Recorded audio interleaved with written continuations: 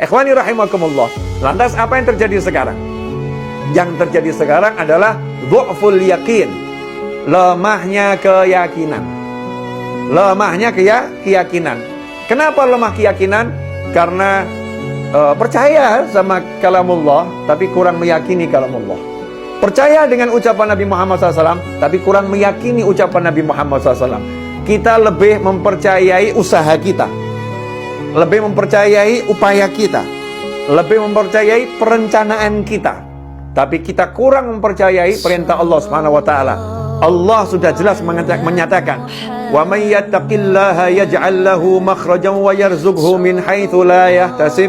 Barang siapa bertakwa kepada Allah, yaj'al lahu makhraja, maka Allah akan selalu senantiasa memberikan jalan keluar untuknya atas apapun problematika yang dia hadapi, ya masalah yang dia hadapi.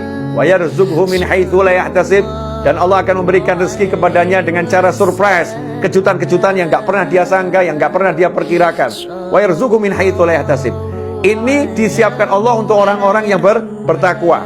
Orang yang bertakwa, kalau dia yakin dengan takwa ini, apapun masalahnya akan diselesaikan Allah Ta'ala. Bagaimanapun kondisinya, dia akan selalu mendapatkan rezeki dari Allah Subhanahu Wa Ta'ala.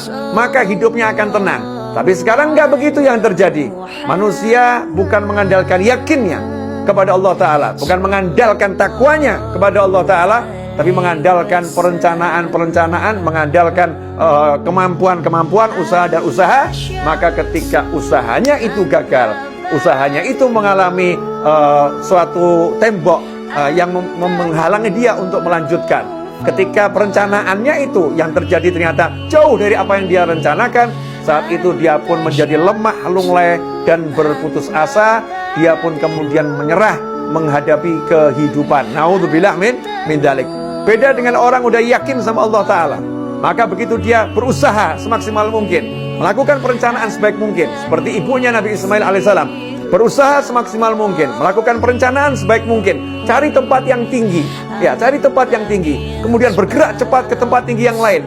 Perencanaannya bagus, usahanya bagus, tapi ketika mengalami yang namanya tembok kegagalan, kalau dalam pandangan manusia biasa, ternyata nggak ada manusia, ternyata nggak ada air di situ, maka dia tidak berhenti berusaha. Kenapa? Karena selalu yakin Allah pasti akan menyelesaikan, Allah akan berikan solusi. Dia kaitkan hatinya, pikirannya pada Allah Subhanahu Wa Taala.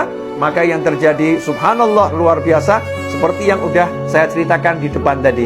Nah, kalau orang yang bertakwa, yang yakin sama Allah Subhanahu Wa Taala, ketika dia punya masalah, maka dia bukan sholatnya semakin kendor, sholatnya akan semakin kencang, baca Al-Qurannya semakin kencang, sedekahnya semakin banyak, zikirnya semakin mantap, kemudian dirinya semakin diperbaiki, sambil dia terus berusaha sebaik mungkin. Dia menantikan solusi dari Allah Subhanahu Wa Taala, dia menantikan surprise yang membahagiakan dari Allah Subhanahu Wa Taala.